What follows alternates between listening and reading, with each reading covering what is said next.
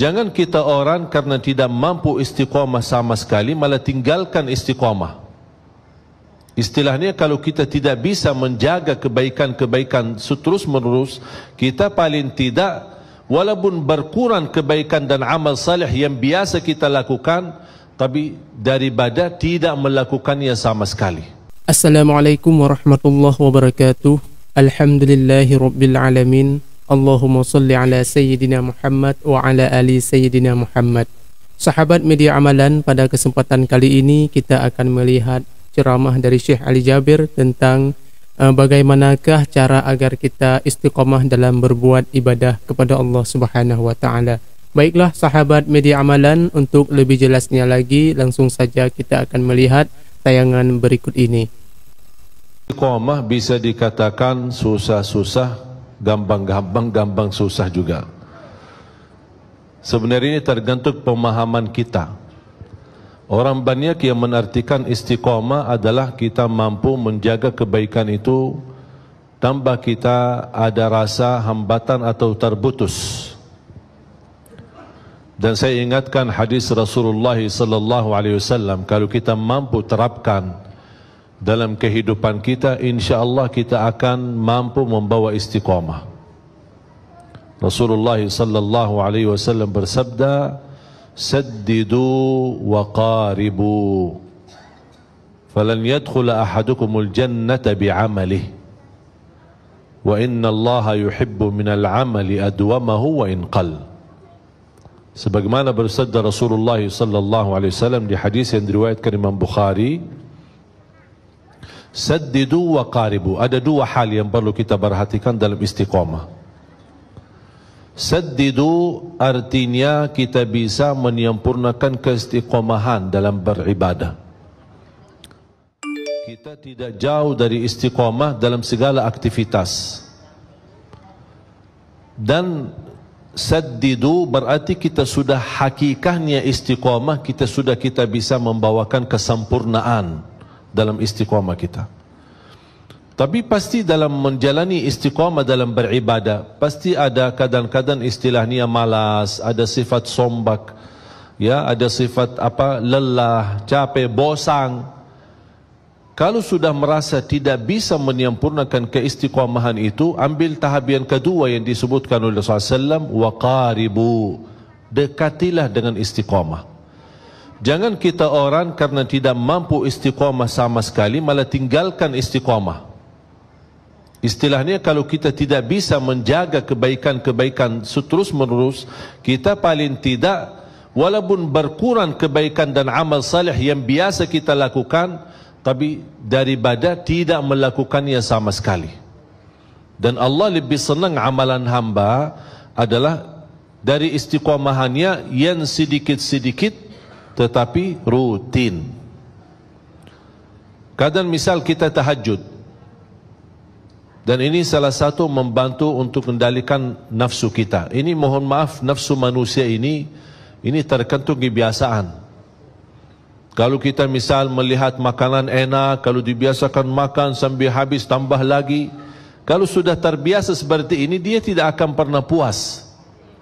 Apalagi melihat menu makanannya macam-macam. Kita masuk ke salah satu tempat makanan yang sudah disediain macam-macam.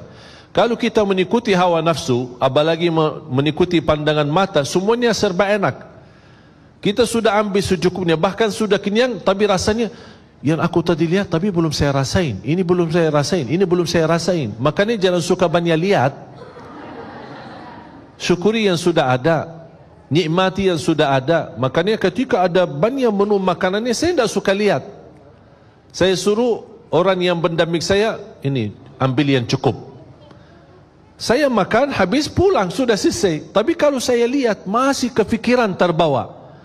Ini ya belum saya rasain, gimana enak ya? Enak. Padahal sudah kenyang.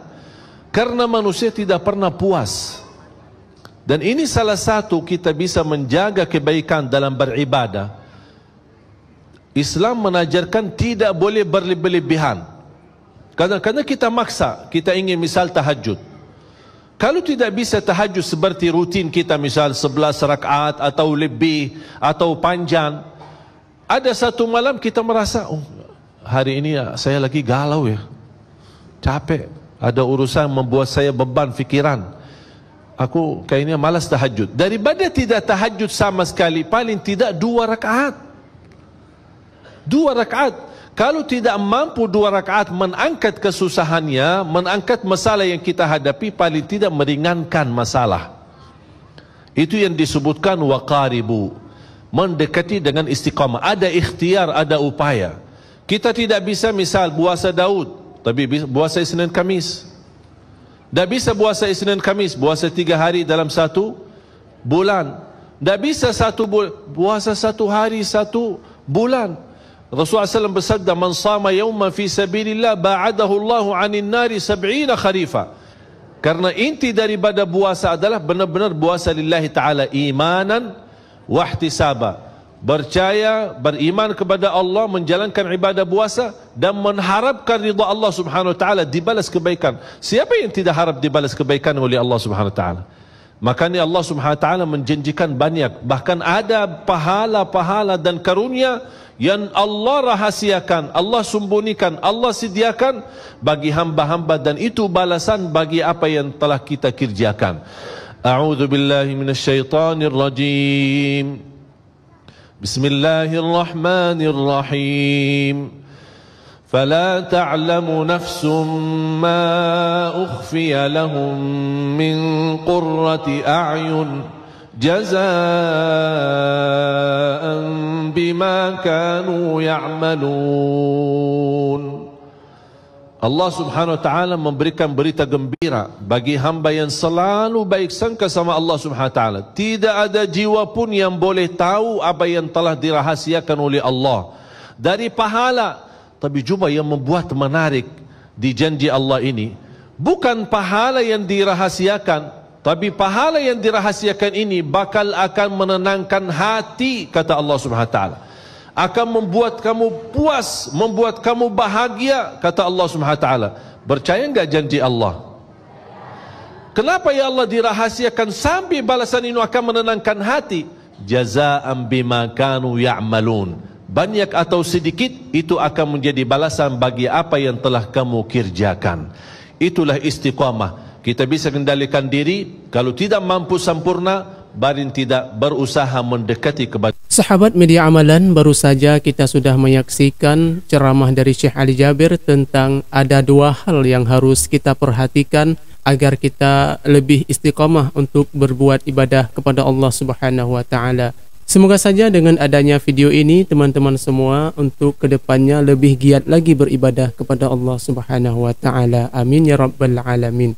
Baiklah sahabat media amalan, hanya ini yang dapat saya sampaikan pada kesempatan kali ini. Semoga saja video ini bisa bermanfaat bagi kita semuanya. Amin ya rabbal alamin. Jangan lupa subscribe channel ini dan jangan lupa juga aktifkan loncengnya agar tidak ketinggalan video terbaru dari channel ini. Wassalamualaikum warahmatullahi wabarakatuh.